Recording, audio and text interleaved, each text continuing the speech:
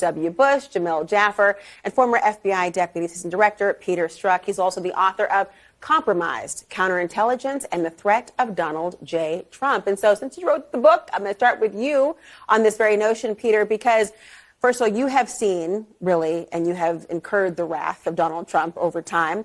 When you talk about the bond condition saying, look, no intimidation, to Norm's point, direct or indirect, no threats and beyond, you've been an FBI agent. How realistic is that he'll be able to follow it? Well, look, the best predictor of future action is past behavior. And I think given what Trump has done, there's absolutely no way he's going to be able to honor these terms of release. The question is, when he invariably violates it, what happens then? I would be hard-pressed to see in any federal court a judge bring somebody in and throw the book at him and say, you're going to jail, you're detained.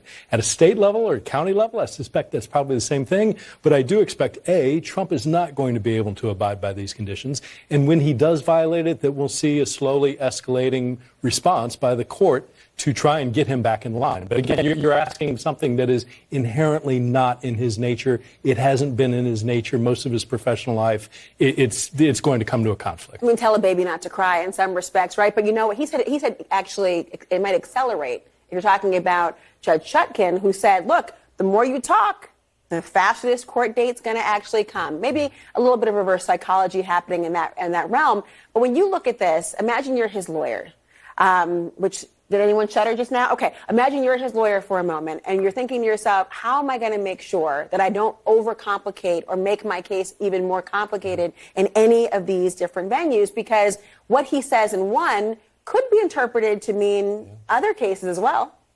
Yeah, no doubt. But look, part of the thing that his lawyers want to do is to complicate these cases. They want to extend this thing. They want to stretch it out as long as possible. Now, I know Norm believes that they're not going to be able to do that. They're going to be able to try and get this thing happening in the near term.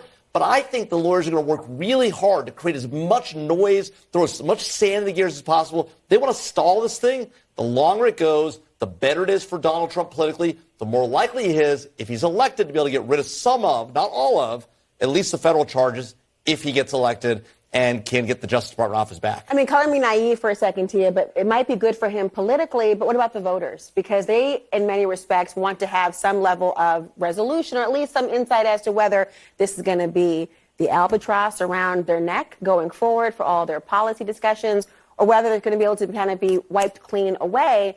You cover Atlanta. You know Georgia so well in all of your journalism, and you're fabulous. Tell me what you think the people of Atlanta are thinking about in Fulton County as it relates to this case over the others.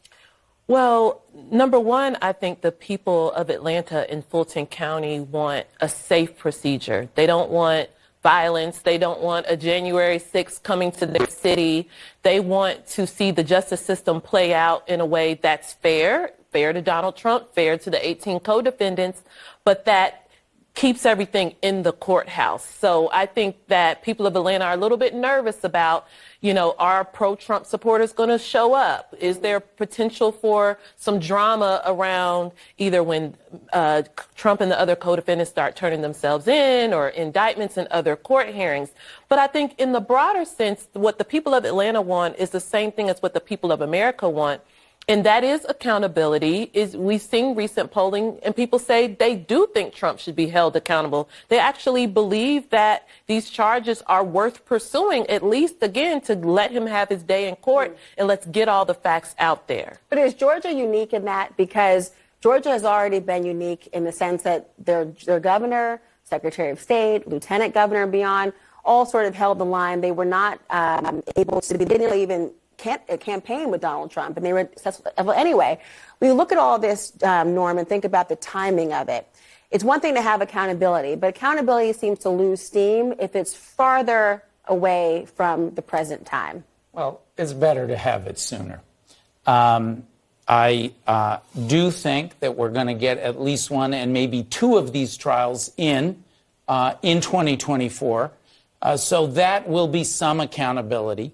The Georgia case is uniquely important for accountability because it's not pardonable. And we saw those clips.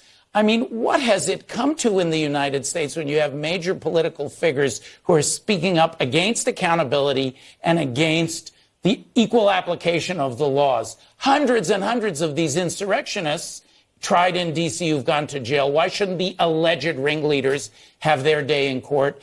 Georgia can't be pardoned away. It's okay if the Georgia case, bigger case, takes a little longer. I think we're going to see that Jack Smith case move like lightning, and that will put the federal 1-6 case, will put the wind in the sails of some of the other How do you prosecutors. see it? I think it's going to be interesting for a couple of reasons. One, there are overlaps in witnesses and people who have been charged. Look at Mark Meadows. He is not charged. He isn't even presumably one of the unnamed co-conspirators in the federal indictment out of D.C. He has been charged down in Atlanta. So if you are one of these people who has exposure in both, either as a subject or as a witness, you've got to make a calculation whether or not you're going to cooperate with the authorities, whether those are state authorities or federal authorities. Obviously, if you don't cooperate and Trump is elected, you could get a pardon for a federal crime, but you're not going to get that at a state level. So it's going to be very interesting to see, particularly if we have dual, one federal, one state case moving together at once, where you have people who are in different roles. That's certainly going to be interesting. And again, to Norm's point, those are going to be the people at the higher level, the ones who are immediately in contact with Trump, the ones who can either make the case for Jack Smith or who can end up being charged alongside next to Trump. So fascinating. Everyone, thank you so much. Always a pleasure to hear your input and insight.